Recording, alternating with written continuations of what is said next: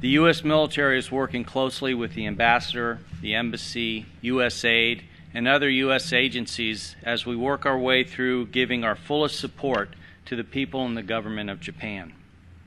We are in constant contact and very close communication with the Japanese Self-Defense Force as we work our way through their support and relief requirements. This morning I was fortunate enough to accompany the Minister of Defense and the Chief of the Japanese Joint Staff to the disaster area.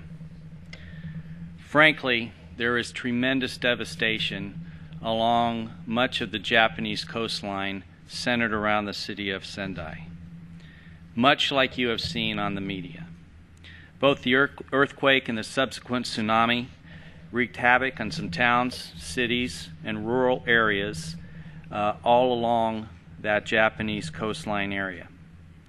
But as we flew up and we looked out one side of the helicopter at that devastation, I looked out the other side. And on that side, along in Japan, there's cities, there's towns, there's areas that from the air look relatively unaffected, although I'm sure they aren't. But they look relatively unaffected. They have people moving around. You can tell that the Japanese people are already beginning to dig their way out of this disaster and are well on their way to establishing how they're going to recover and move on in the years to come. Let me give you an idea of where we are as we work with the Japanese Self-Defense Force. In response to this disaster on Friday, our 7th Fleet Commander immediately left Singapore and is heading here on his command ship, the Blue Ridge, at best speed. You all know that the Ronald Reagan and its strike group is off the coast of the disaster area, and they are conducting sea survey missions, search and rescue missions, and relief efforts in very, very close coordination with the Japanese Maritime Self-Defense Force.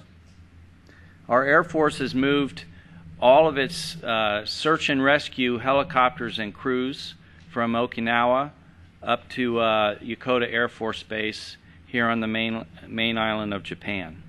In addition, they have deployed the rest of their C-130s from Kadena Air Force Base up to Yokota to round out our fleet up here. They all began flying missions yesterday. The Marines in Okinawa, the 3rd MEF, moved CH-46 helicopter assets and KC-130 aircraft up north to support the effort.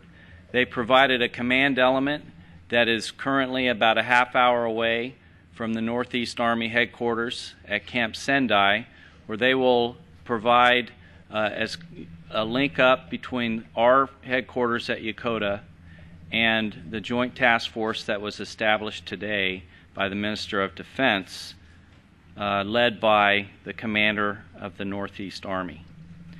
That command element will ensure that we are closely coordinating all of the ground and air requirements that new JTF, that joint task force, will require in the days and weeks to come.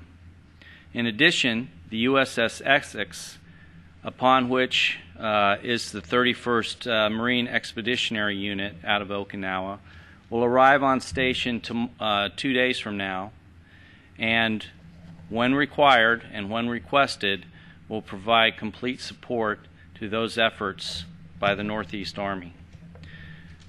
While we were let me take a second to say this, while we were at Camp Sendai today, we had a briefing and a presentation about the efforts that the Northeast Army have already conducted over the past few days. And I have to tell you, it is tremendously impressive. They were rapid, they were effective, they were thorough, they were unbelievably caring as they found people that were hurt and injured, buried under rubble, stuck in cars, and they gently extracted them from those terrible situations and got them to safety. So I was very, very assured by how well they had taken on this task and how quickly they had gotten out of the blocks to get things done on a real basis in Sendai. Finally, our U.S. Army forces in Japan have already established a kind of transit point at one of the airfields up just west of Sendai, so that the ground forces and perhaps the air forces of all of our nations can transport supplies and, if required, people in order to support that new joint task force effort. In summary, I'd just like you all to know that the U.S. military stands closely together with our ambassador and our embassy and our other U.S. agencies to provide the fullest possible support to both the people and the government of Japan.